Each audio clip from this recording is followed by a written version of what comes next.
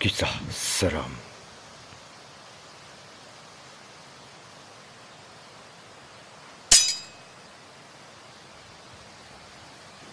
Okey, Assalamualaikum warahmatullahi wabarakatuh kepada semua yang mengenali saya. Yang mana yang tak mengenali saya, yang mana belum subscribe lagi, diharap dapat subscribe lah. Okey, sebenarnya macam ni ceritanya. Saya semalam saya pergi ke satu kedai burger dekat tempat kawasan rumah saya. Rupanya kita orang saling share lah, subscribe each other. Rupanya dia ni, kita orang dah saling share. Kita orang memang dah subscribe each other dah sebenarnya. Daripada channel Abang Jad. Dia ni review pasal makanan. Kira umur dia bawah saya lagi lah. Okey, jadi semalam tu dia kata, "Bang, suara abang cuba try buat konten cerita-cerita pasal hantu." Jadi kebetulan saya memang ada kisah-kisah kehidupan saya yang berkaitan dengan alam-alam mistik ni lah. So, saya cuba cerita. Saya akan cerita sekejap lagi berkenaan dengan kisah perjalanan kita orang. Saya berserta dengan 5 orang kawan saya. Saya dengan adik saya, perempuan saya, dia kerja sebagai production house, dan juga kawan dia sebagai production manager dekat production house tu. Dan juga tunang kawan dia ni lelaki, bahagian lighting. Dan juga seorang artis yang kita panggil je L lah. Saya tak nak dedahkan nama dia siapa, tapi kita panggil dia sebagai L. So 3 orang perempuan, 2 orang lelaki. Alright, so saya yang sulung. Maksudnya saya yang tua, saya yang akan guide 2 orang lah. Okey, macam mana nak tahu kisahnya? Sambung sekejap lagi. Alright, jangan ke mana-mana.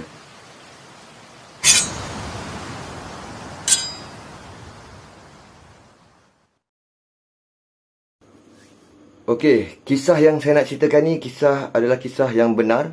Kisah yang saya lalui sendiri, yang memang saya lalui sendiri, memang saya hadapi sendiri. So saya nak share sedikit sebagai, kata orang tu, sebagai iktibar untuk itu semua lah. Okey, kisah ni berlaku di Latar Kijang. Kalau korang pernah pergi di area Perak, dari satu tempat, macam tempat kawasan hutan, kita kena masuk pendalaman. Lepas tu untuk mandi-mandi dia ada air terjun tau. Kat kawasan hutan tu, dekat kawasan hutan tu dikenali sebagai Latar Kijang lah. Okey, yang decide tempat ni adalah adik saya, adik perempuan saya.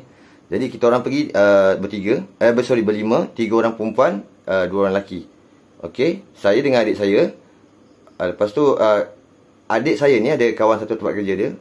Okey, dia bawa tunang dia lelaki dan juga seorang perempuan. Okey, seorang artis lah. Adik saya dengan kawan dia ni, yang perempuan ni, memang dua-dua kerja production house dekat Kuala Lumpur. Okey, jadi sebagai seorang abang yang tua, kira abang daripada diorang semua, saya yang paling tua daripada diorang semua ni. So saya yang guide lah dalam mission perjalanan ke Latar Kijang.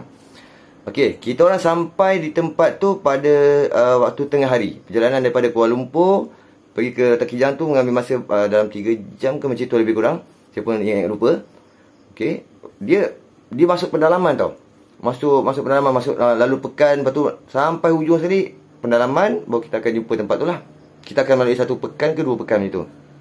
Okey, semasa kita orang on the way ke sana, saya dah telefon ranger yang bertugas dekat sana. Okey, dan maklumkan yang kita orang akan pergi ke sana lah. Okey, ceritanya ranger tu ingat kita orang maksudnya tak tidur kat sana. Kita orang just camping, camp, lepas tu petang balik. Ranger tu ingat macam itu. Dan sebelum kita orang pergi kat sana, adik saya ada baca satu blog. Okey, satu blog. Blog tu kata, okey, semoga enjoy dalam perjalanan. Tapi kalau nak menginap kat sana, korang pergi dulu baru korang tahulah. So kami ingat benda tu sebagai satu ayat yang macam, okey, kita pergi nanti, wah, tempat tu best, memang akan jadi best kan. Ceritanya sekali rupanya kisahnya amat menyeramkan. Bagi saya.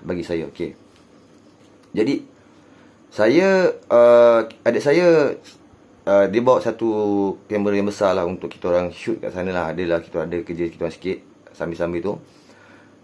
Jadi saya bahagian depan. Masa perjalanan naik atas tu, lepas kita orang dah parking kereta dekat pekarangan. Okey, masa tu ada orang mandi apa semua. Memang nampak ramai mandi. Jadi kita orang pun, okey lah, suasana macam meriah lah masa tu. Sebab tengah hari. Jadi kita orang pun sampai dekat, kita orang cari. Kita orang dah naik atas, dah cari tempat untuk camping. Okey, sebab tempat camping tu yang dia bagi tu macam tak berapa sesuai sangat tau. Sebab tempatnya dah naik rumput, dah naik terlampau tinggi. Jadi memang takkanlah kita orang nak tebas rumput-rumput tu semua baru kita nak camping kan. Memang tempat tu kawasan camping. Jadi kita ambil di side atas sikit. Atas sikit ada macam satu pondok. Pondok kalau biasa kalau kita pergi dekat tepi-tepi gunung yang ada, diorang akan ada sediakan macam gazebo yang ada pondok kan. Okey, jadi kita orang pun camp, buka tiga kemah dekat situ. Dua kemah dekat situ. Satu kemah barang, lagi dua kemah tempat untuk menginap lah. Okey, satu kemah saya dengan yang lelaki tu, yang tunang, lagi tiga orang perempuan ni, satu kemah. Okey. Jadi bila kita orang dah sediakan kemah apa semua, saya dah berpesan semasa perjalanan on the way nak ke sana, saya dalam kereta saya dah pesan. First, jangan mulut cabul. Okey, syarat dia. Jangan mulut cabul. Yang kedua, jangan ambil benda-benda yang tak sepatutnya kita ambil kat sana dan kita bawa pulang. Saya dah macam dah terfikir yang pasal duit yang kan ada orang buat penyembahan apa semua kan. Saya dah cakap dengan diorang, duit macam tu jangan ambil. Okey. Jadi bila saya dah bagi tahu apa semua tu, jadi diorang dah faham. Okey. So dipendekkan cerita, semasa dekat sana, lepas dah siap kemah apa semua tu, kita orang lelaki ditugaskan untuk ni lah. Saya menugaskan diri saya sendiri, saya bawa seorang lagi yang lelaki kawan saya tu untuk cari kayu api. Okey. Dan saya suruh perempuan-perempuan tu standby lah untuk nak masak lah. Sebab lapar kan, saya dah sampai sana. Jadi bila semasa cari kayu api tu, saya dah terperasan saya dah jauh daripada kemah lah. Saya dah masuk dalam kawasan hutan dengan lelaki tu. Kita orang berdua. Memang saya pun bukan berani sangat. Takut-takut juga lah, sebab kawasan hutan bukan kawasan kita kan. Semua sendiri maklum, tempat-tempat tu memang tempat keras kan. So saya dah pesan, mulut jangan cabul, jangan ambil barang-barang. Bila saya pandang belakang, kawan saya ni, dia macam ada ambil sesuatu, dia dah masuk dalam poket tau. Saya kata, kau ambil apa tu? Baru saya cakap, kau ambil apa? Pum! Meloncat satu kucing putih. Kucing putih, betul-betul putih, tak ada tombok. Meloncat depan saya tau. Pum! Lari laju. Tu saya tak sempat nampak kucing tu. Maksudnya, laju lah kucing tu. Dia pun nampak, kawan saya pun nampak. Dia pun terkejut. Lepas tu saya kata, tak, kan aku dah pesan jangan ambil. Lepas tu dia kata dia buang. Ceritanya dia kata dia buang. Rupanya, semasa saya cakap macam tu, rupanya dia ambil dalam 5-6 keping duit tu. Tapi yang dia buang hanya 1 ke 2 macam tu. Yang banyak lagi ada dalam poket dia. Saya tak tahu ceritanya. Okey. Jadi bila kita orang dah ambil kayu api, saya dengan dia balik. Okey, kita orang masak apa semua. Korang bayangkan keadaan dah mula petang masa tu. Dah mula petang. Bila keadaan kat hutan ni, bila dah petang, walaupun dalam pukul 5 lebih 6 tu, dia dah, suasana dah hampir nak gelap sikit. Okay, so saya pasang lilin apa semua. First kali lilin tu untuk mengelakkan lalat lah. Sebab kita nak makan kan, lepas dah masa kita masak tu semua. Kita orang makan dekat, betul-betul dekat bawah pondok, dalam pondok yang disediakan tu lah. Okay. Nak dijadikan cerita. Angin tak ada. Lilin tu bergoyang tu. Jadi sambil makan tu, kita orang masing-masing kan makan pakai tangan kanan, masing-masing tahan lah. Jadi seorang tahan sini. Tapi tetap macam ada orang tiup lilin tu bergoyang. Kita kata, angin, mana ada angin ni? Daripada mana arah angin? Tetap bergoyang. Jadi kita orang sambil makan ni, kita orang tak concentrate lah, senang cakap. Dekat situ saya dah mula terasa kat dalam hati tau. Saya dah terasa dalam hati, something gonna be happen. Something akan berlaku ni. Tapi saya pendamkan dalam hati saya, sebab saya tak nak cakap benda-benda yang mengarut kat dalam hutan kan. Seperti mana yang kita orang dah janjikan, jangan cakap benda-benda yang mengarut, benda-benda yang tak elok lah. Jadi saya simpan dalam hati. Okay. Dan yang bestnya, setelah habis makan, kita orang borak dekat jauh sikit daripada situ, dekat kawasan batu. Sebelum, okay, kita orang nak lepas dah makan, saya ditugaskan untuk basuh lah. Untuk basuh alat-alat pinggan mangkuk lah yang kita orang makan. Okay. Jadi daripada kawasan tempat camping ni pergi ke arah sungai yang berdekatan ni, dia ada batu-batu besar-besar atau batu yang berlumut. Jadi kalau kita nak pergi sana pun kita tak boleh macam laju lah, memang akan jatuh. Jadi kita kita orang terpaksa, kalau nak naik batu tu, nak turun pergi ke sungai tu, kita kena hati-hati, takut tergelincir sebab lumut kan. Semasa kita orang kumpul benda tu ke tepi, batu tu untuk saya bawa, jadi untuk diorang senang pas saya untuk basuh nanti, saya tengok lilin tu, lilin yang tadi kita orang tahan-tahan tu, diam je. Maksudnya kita tak ada kat sana. Kita orang dah tak ada kat situ, tapi lilin tu tetap tegak. Macam ada orang halang pula. Benda tu tegak je. Kat situ saya memang dah seram sangat. Memang dah saya dah, apa benda ni? Saya pandang adik saya tunjuk kat lilin tu. Adik saya pun macam terbeliak kan tengok saya kan. Jadi semua orang dah macam terpaku kat situ. Okay, fine. Kita orang pun tak nak. Kita kata dah. Jangan fikir bukan. Okay, fine lah. Saya ambil barang-barang pergi mangkuk ni semua. Pergi perlahan-lahan pergi ke arah sungai basuh. Tiba-tiba masa saya tengah basuh tu, yang kawan adik saya yang pelakon ni, yang kita kenali sebagai L je namanya. L ni berdiri belakang saya ni, bercerita pasal lilin tu. Lepas tu saya pun sembang lah. Betul cakap Cicak. Saya pun sembang lah. Sembang dengan dia ni sambil saya basuh tu. Korang just imagine benda yang paling menakutkan saya adalah bila saya pandang balik, L ni dah tak ada kat situ. L ni dah ada kat sana dah. Dekat tempat kemah tu. Saya nampak daripada jauh. Korang bayangkan manusia, maksudnya seorang manusia yang betul-betul manusia, dia tak akan pergi ke pantas. Maksudnya dia tak, walaupun melainkan dia Superman lah. Itu pun Superman campur Flash, laju dia pergi sana. Korang bayangkan batu-batu tu berlumut, dan tak mungkin dia boleh, hanya jikalau dia melompat dengan kelajuan laju je, memang bila saya toleh dia dah sampai sana. Jadi kat situ saya dah mula agak-agak, korang bayangkan lah, nak basuh pinggan mangkuk ni, rasa dah tak basuh-bersih lah. Saya jadi macam suka-hati saya lah. Memang pap, terus saya tinggalkan.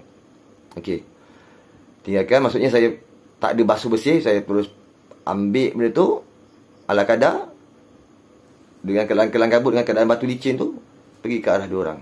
Okey, semasa saya sampai kat sana, mula waktu dah gelap tu. Waktu dah masuk, memang dah nak gelap. Bila saya sampai, saya letak barang-barang tu je. Okey, keadaan mula macam dah menyeramkan. Okey, jadi saya kata dengan adik saya, apa kata kalau kita ambil gambar lah. Jadi kita orang letak tripod, ambil gambar, ikut masa tu kita ambil gambar. Ambil gambar sana, ambil gambar sini. Last kali kita ambil gambar menghadap ke, kita orang duduk bawah dalam tempat pondok tu, gazebo tu, ambil gambar. Jadi semasa lepas ambil gambar tu, kita orang slide. Alangkah terkejutnya saya. Ini demi Allah saya cerita bila saya buka tu, ada satu macam, kita orang ramai-ramai kan ambil gambar kan. Umpama macam ada satu kaki, bukan umpama, memang saya nampak kaki. Sekarang persoalannya kaki siapa? Tapi bila saya tunjuk tu, saya kata dengan adik saya, benda ni saya tunjuk kat adik saya, ini jangan cakap. Maksudnya jangan bercakap. Wah, dah mula seram ni saya ni. Maksudnya jangan persoalkan benda ni. Jadi semua tengok, apa benda. Jadi bila semua saya tengok, bila diorang tengok, saya terus select tempat lain, diorang dah nampak ni. Diorang mula macam lagi keadaan lagi tak betul tau. Saya tengok ada seorang dah macam bercakap sendiri. Saya kata, apa pasal ni? Saya rasa benda tu dah terlampau, macam diorang dah mula nak kena rasuk tau. Saya pun azan. Okey, saya pun azan. Mula saya azan pertama tak kuat sangat, sebab saya dalam keadaan saya tak takut ni. Saya azan ala kadar lah. Yang bila saya azan ni macam diorang macam buat dia, saya azan kuat sikit. Lalu sekali saya azan dengan keadaan pekik, keadaan yang betul-betul azan yang kuat sangat. Lepas saya azan, saya cakap dengan adik saya pegang tangan adik saya kan, kau tak dengar ke abang azan? Dia orang boleh tak dengar. Bila dia orang kata tak dengar, malam tu memang dah gelap gila lah. Saya kata dengan adik saya, aku dah azan 3 kali kuat, kau tak dengar. Dah lain macam, kau pegang tangan semua masing-masing. Maksudnya saya arahkan yang lelaki tu duduk paling depan, tinggalkan semua benda, jangan cerita banyak, sebab saya tak nak benda berlaku teruk tau. Rupa-rupanya masa tu diorang cerita yang diorang ada 3 orang ni datang bulan. La ilaha illallah, baru saya tahu diorang ni 3 datang bulan. Jadi daripada lagi teruk, sebab bila diorang datang bulan, saya rasa keadaan lagi, korang faham lah kan. Jadi saya suruh yang lelaki tu depan pegang tangan tunang dia pegang tangan yang artis ni pegang tangan adik saya pegang tangan saya. Kita orang just imagine kita orang naik ke atas tu mungkin dalam setengah jam baru sampai tempat yang kita orang camping. Tapi bila turun, saya rasa 5 minit kot. Punyalah laju dalam keadaan gelap. Korang bayangkan punyalah takut, tak payah cakap lah. Kita orang bukan turun setakat kita orang dah sampai dalam kereta. Kita orang bukan pergi depan sikit tau, ataupun dekat ada satu kawasan terang. Kita orang bukan pergi pekan. Kita orang masih lagi takut kat pekan tu. Kita orang pergi dekat area dah dekat lebih kurang dalam 40 minit daripada tempat kita parking tu. Just imagine, takut ada satu kedai mamak kan. Takut ni pasal ni. Okay. Dalam kereta tu, semua dah takut menggigil ni kat dalam belakang ni. Saya drive kan. Lepas tu saya berhenti kat kedai mamak. Betul-betul nampak lah mamak tu pun tengok kita orang kan. Kenapa ni ramai dah gitu macam tak takut ni. Kita orang slide, saya telefon mak saya. Cerita pasal keadaan benda ni. Mak saya kata suruh padam. Sebab dia takut je lah orang tu lagi faham kan. Jadi kita orang decide padam. Kita ingat kita nak simpan gambar tu. Tapi lala semua kata padam. Sebab takut benda tu ikut kan. Kita orang padam. Jadi, okey. Paginya, lepas solat semua, diorang tak boleh solat lah. Yang lelaki solat lah. Saya gerak sebelum takut. Sebab takut barang. Sebab adik saya tinggalkan kamera untuk shooting yang harga puluh ribu yang besar. Kamera kalau kau tengok orang shooting bola semua kan. Jadi, kamera tu berat tau. Sebab nak turun tu masa tu memang tak bawa sebab berat sangat benda tu. Jadi, pagi-pagi tu kita orang takut hilang.